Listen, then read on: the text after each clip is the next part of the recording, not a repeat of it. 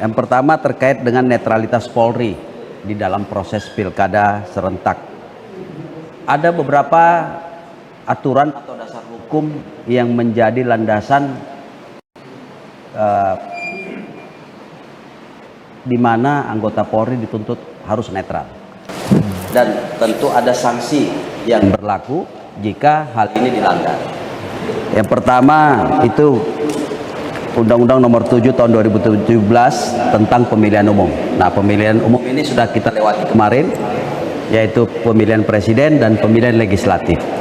Alhamdulillah di dalam prosesnya berjalan lancar, damai, aman, dan kasus netralitas yang melibatkan oknum anggota Polri, dalam hal ini Polda Sulsel dan jajaran, tidak ada.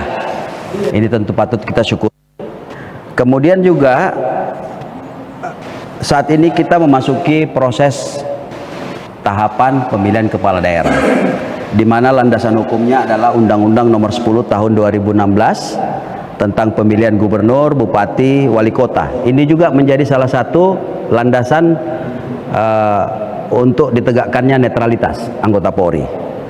Di samping itu, di dalam Undang-Undang Nomor 2 Tahun 2002 sendiri tentang Kepolisian Negara Republik Indonesia, Pasal 28 juga ditetapkan bahwa Polri bersikap netral dalam kehidupan politik dan tidak melibatkan diri dalam politik praktis. Anggota Polri tidak menggunakan hak memilih dan dipilih. Ini menjadi dasar juga. Kemudian aturan teknisnya sendiri ini juga diatur secara jelas di dalam Peraturan Kapolri Nomor 7 Tahun 2022 tentang Kode Etik Profesi Kepolisian, di mana jelas di dalam pasal 4 huruf H disebutkan bahwa setiap pejabat Polri dalam etika kenegaraan wajib bersikap netral dalam kehidupan politik. Kemudian di dalam etika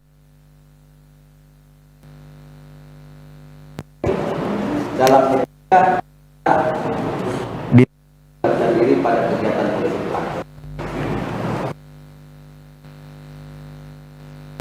Direktif Kapolri jelas disampaikan dalam bentuk surat telegram. Yang pertama surat telegram Kapolri nomor 246 tahun 2022, di mana direktif dalam rangka menjaga profesionalisme dan netralitas Polri dalam kehidupan berpolitik. Kemudian STR 246 ini juga diperkuat lagi dengan STR nomor 2407 tahun 2023. Ini khusus mengatur larangan anggota Polri di media sosial. Jadi menurut kami sebagai pimpinan Polda Sulsel, inilah yang menjadi landasan untuk memastikan sikap netral anggota Polri, khususnya di Polda Sulsel, di dalam mengawal dan mengamankan proses pemilihan kepala daerah ini. Tentu bagi yang terbukti terlibat, ini sanksinya jelas. Kalau tidak disiplin ya etik. Itu sanksinya, Prof. 2. Etik atau